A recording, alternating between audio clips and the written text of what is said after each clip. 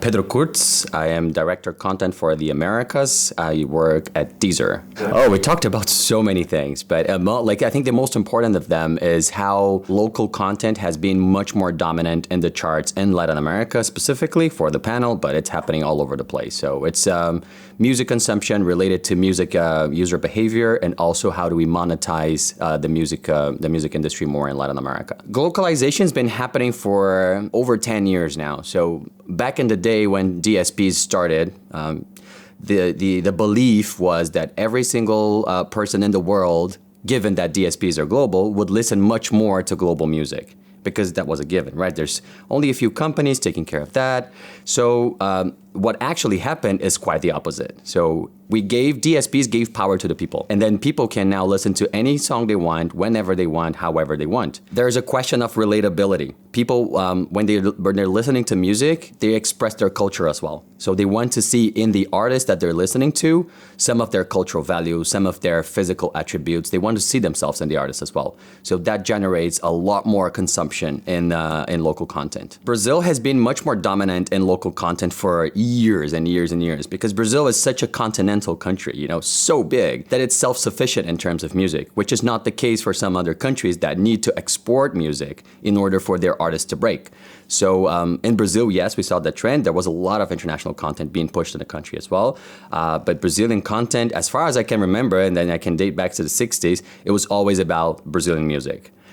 In Mexico, something similar happened, but it's much more international now because of the diaspora as well. So people moving into the United States, 20% of the United States population now is considered Latin. So that means more than 60 million people. And then, music travels as well. Well, we have a very good editorial team in the region. Since day one, our strategy was to be as local as possible. We even had a little beautiful, expression for that, which was called the local heroes. So we hired editors that are real specialists in music genres that are considered very, very local. And then those people were developing, the editorial offer and the original projects that we did and the programming. So they act as music researchers and music journalists all along. We prepared for that a long time ago, given that Brazil is a very, is a very specific country. For all the other countries in Latin America, we have local experts in every country that we operate from a very business-centered basis. And the future of this, I don't see it going back. I see it moving a lot forward.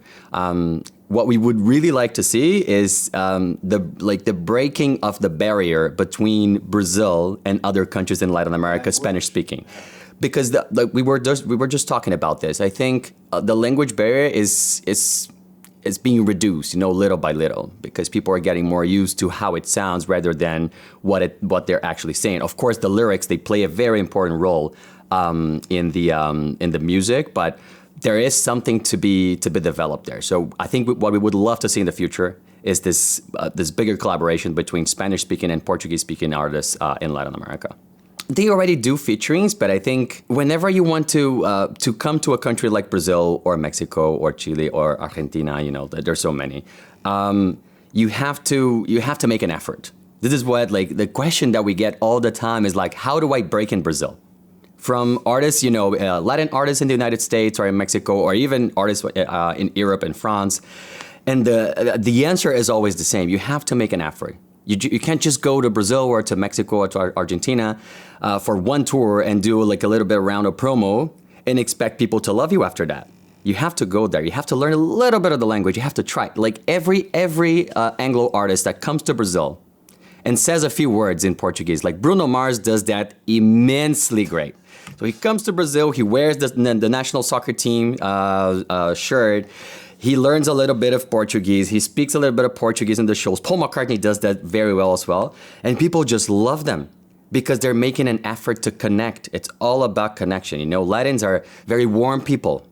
They want to see it. They want to feel it. It's not only about the work and the title. It's about how they feel at the concert. So I think it's about consistency. If you want to break in a Latin American country, you have to be consistent and you have to make an effort to connect with local culture. One thing that changed everything was the introduction of the digital mixer. So you can actually, when you started to record digitally, everything changed in the music industry. And then as hardware became cheaper and more accessible, people now can really produce music wherever they are. We've seen in 2020, like we've taken data from July 2020 until July 2021, right on the pandemic, right? So we saw like the most mainstream music genre in Brazil going from 32% market share into 23. And then we got another music genre that is ever evolving, going up and down in Brazil, but it has a footprint, so it's been there forever. Growing from 7 to 21 in just a year. And all of those people, you know, the artists who were producing, the music producers, the songwriters, they could produce in such rapid way and so they just gather, you know, like online, start producing. They have everything like on keyboards and samples. And that generated a new music, like not generated actually, sorry, I'm gonna go back to that. Developed. Yeah. That generated like a lot more music production for that music genre. And it highlighted a new subgenre that was, you know, very, very small in a few places off the northeast of Brazil. It became a national thing. And then we saw it in the data, you know, like the market share was skyrocketing from 7 to 21% in a year. And taking most of it from the most mainstream genres who were not producing music anymore because their music production methods were so expensive because they were hiring like the best producers, engineers, whatnot. They couldn't gather anymore at studios because of the pandemic. So those people, they actually made like a revolution in Brazil in music. And that music genre exploded in so many regions. It became a national thing. And I think it's not the case anymore. Like Brazilians are producing music from various standpoints, from different levels of like academic knowledge, but there's a lot more practical knowledge being put into place now. Chile has a beautiful music scene of reggaeton, beautiful, and trap. Like Chile is so strong in reggaeton, they're exporting artists. Like Colombia exported so many artists to the whole world. Because the size of the country is much smaller than Brazil. Brazil's got 240 million people. So we didn't need to export, which is, it's a different thing. You know, I think like, I even said this to a reporter like a couple months ago. The artists now in Brazil, because of some examples and because of, you know, the way we communicate in a much faster environment and digital, they now believe it's possible to export their music. So they're preparing for that. Some of them have had success. Anitta has had success. Luisa Sonza had success. Ludmilla is working on it. She had a great success, you know, just a couple months ago, she played at Coachella at main stage. So it's growing, but it takes time.